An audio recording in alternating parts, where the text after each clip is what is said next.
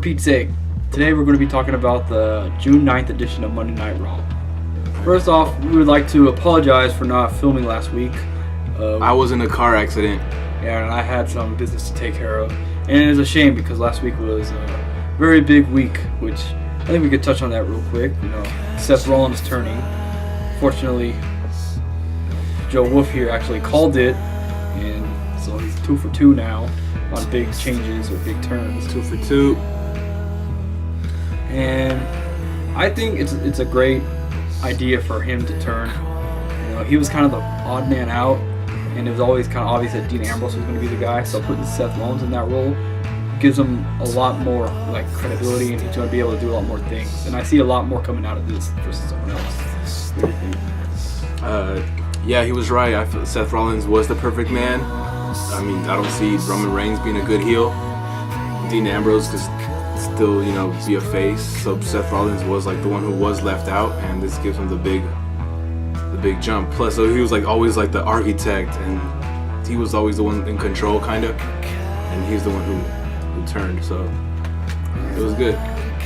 So this leads into the main event last night: John Cena, Roman Reigns, and Dean Ambrose versus the Wyatt family. So first off, Seth Rollins came out and had a promo, and his mic skills are pretty good. His song, Suspect, I'm not a big fan of his song, and he did okay. It wasn't a memorable promo by any means, but I like that they're establishing him by himself. What do you think of that? The promo, yeah, it was whatever. I mean, it wasn't we always knew he wasn't the Dean Ambrose, that type of caliber.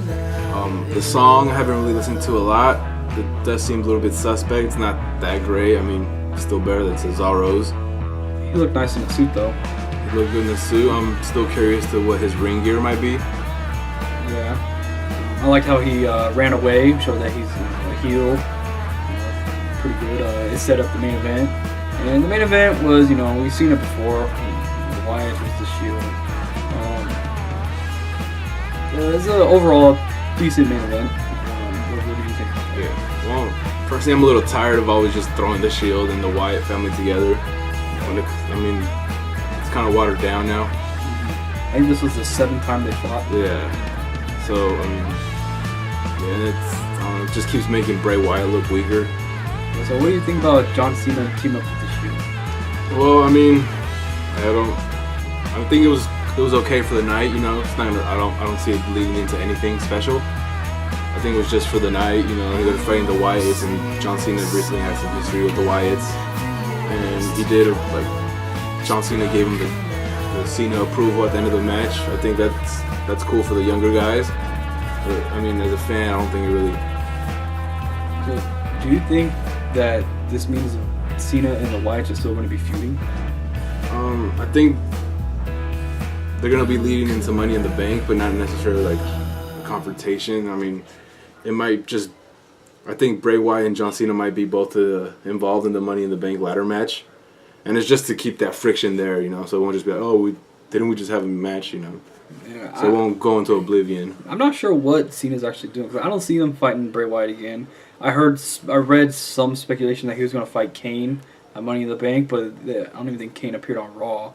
So I'm kind of curious to see where these two go. I hope, I see their feud. I saw their feud ending at Payback. So I don't know. I'm not sure where this is going.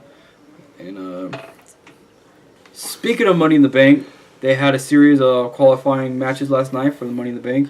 We already know Alberto Del Rio is going to be in the Money in the Bank, which is a huge mistake. Should have been Dolph Ziggler. Yes. But last night, the show kicked off with Sheamus versus Wade Barrett. And an actually pretty good match. I enjoyed it. I like seeing these two wrestle. He dislikes Sheamus a lot. Didn't they already fight? Yeah, and Wade Barrett lost. Was it on Payback? Actually, no. Sheamus fought Cesaro. Oh. So, all in all, a good match. I was actually really into it. I was pulling for, my boy Wade Barrett to win, because he's a Pete guy, and he lost instantly with the. You know who else is a Pete guy? Alex Riley. He had potential. Anyways, it was a good match, and I'm sad Wade Barrett lost. He got the crowd behind him a lot, but I think Sheamus is a real contender to win the title. He was supposed to, I'm not saying I like it, but I think he generally has a chance to win in the Money in the Bank.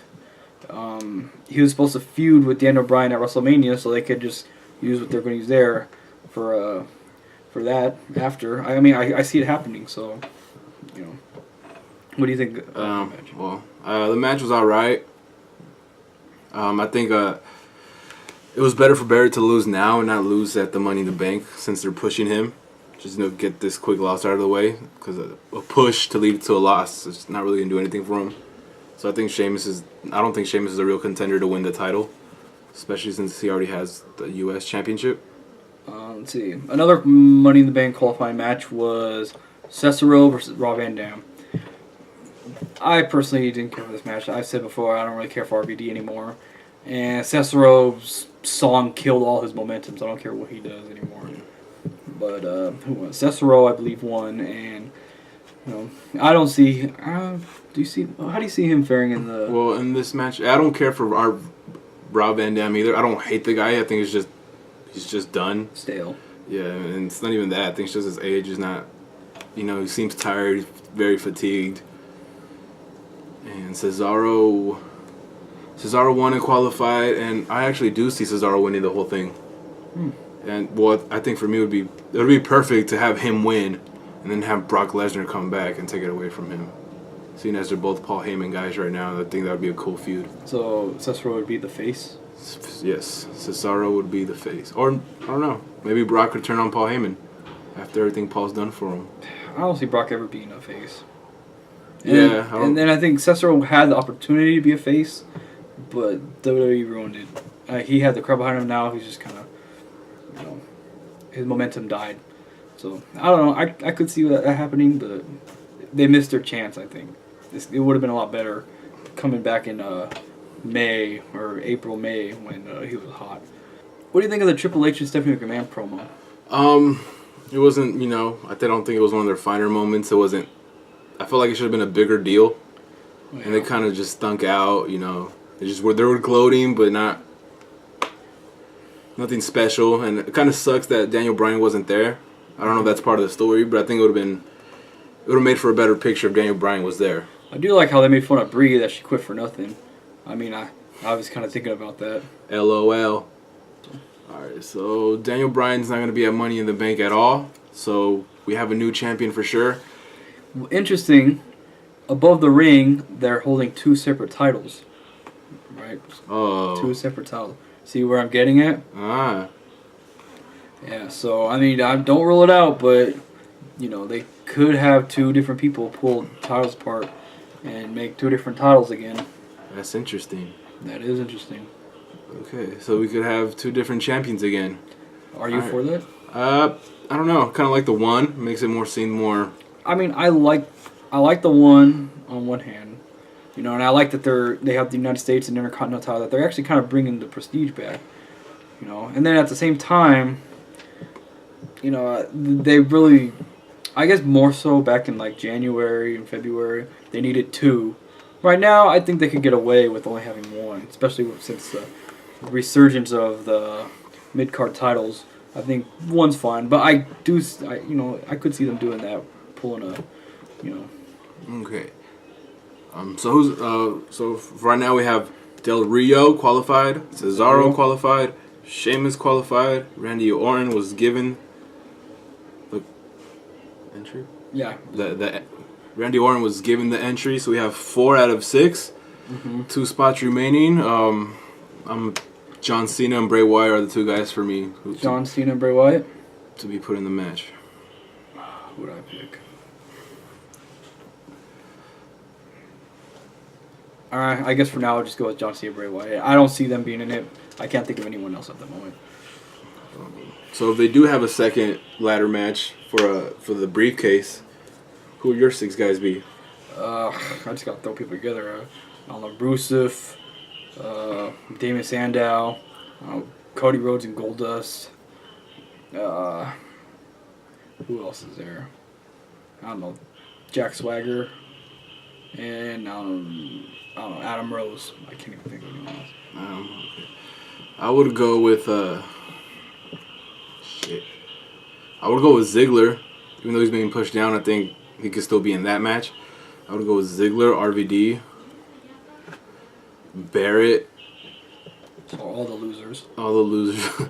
Barrett. 3 more. Kane. Rusev. And it's a long shot, but Bo Dallas. Hey. He believes. So I believe. Speaking of those two, let's talk about Rusev first. What do you think of Rusev so far? I actually like it.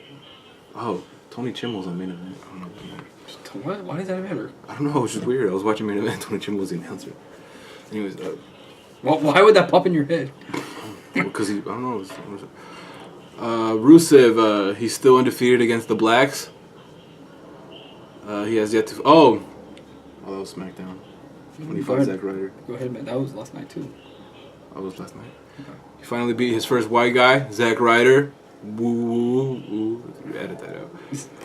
Yeah, I like him. I like Lana a lot. I don't know if he could be successful without Lana right now, but yeah, I see Lana. She's actually pretty good. She's getting a lot of heat, good heel heat. Her promos are kind of funny when she's making fun of Obama. Was that really Obama? Yeah. Well, that little star Rusev carries, I find it very funny, but I guess that's kind of the point. You know, the little toy star. What do you like that? I like the idea. I don't actually like the actual metal. But I guess I like the idea. I like the flag coming down at the end of his matches. They actually look like they're really trying. Yeah, it's pretty Unfortunately, I see him getting fed to Cena soon, so enjoy it while it lasts, I guess. Bo Dallas, he's 6-0. What a streak! Yeah. Did you see him yell that? I'm so inspired. What? He's like 6-0. Yeah. I mean, he's good. I gotta see. The man is inspirational. I mean, his act is funny, but I think it's more funny on TV. The live crowd kind of is always flat for it, and I'm curious to see how it goes. He's not a believer. I'm curious. You're more of a Bray Wyatt guy. They're related. Some miscellaneous things of Raw. We had Damian Sandow come out. He actually made me laugh. It was pretty funny. Got a good crowd reaction. They actually started chanting for him. I see them probably maybe even continuing with this. You know, it's actually pretty funny. All right, so Cody Rhodes got another partner for Goldust, R-Truth, and once again they lost. And I guess next week they're bringing a surprise partner. I wonder who it could be. And it's just, I think it's going to be another loss, and hopefully this will lead into a match. But it's kind of interesting seeing them actually doing something now with them. So that's it with them two. And then last thing is well, we have two things with the Divas. Paige. I'll talk about Paige. Okay, good. Actually, I don't even know what happened to Paige. Let me read it. Okay. Paige is being underused right now. You know, she was given the title, but you know the audience doesn't have any reason to cheer for her so far, and they're doing more with Alicia Fox, and I like that. But at the same time, you know, you give your the Diva Championship right when she debuts, and you do absolutely nothing with it. It's a waste. So I'm hoping to see more from Paige. All right, what's the next thing? Alicia Fox, I think that's gonna grow old soon. That's cool, but as soon as she started saying #loser and #winner. It's over for her. It's done. Done deal. I think Summer Rae and Layla have a thing going on now. Summer Rae came back. She was off filming the Marine 4. Sounds critically acclaimed. Mm-hmm. Oh, and the Miz actually is at house shows again, so we'll be seeing the Miz soon. And Layla was talking about something about kissing Fandango, and then Summer Rae comes out of nowhere and spills milk all over her, and then beats her up. So it'll be interesting to see what happens with those two. Mm-hmm. Thanks for watching our show. If you like what you watch, feel free to leave a comment down below. Subscribe to our channel, and you could follow us on Twitter. You can find those down below. And we'll see you next week.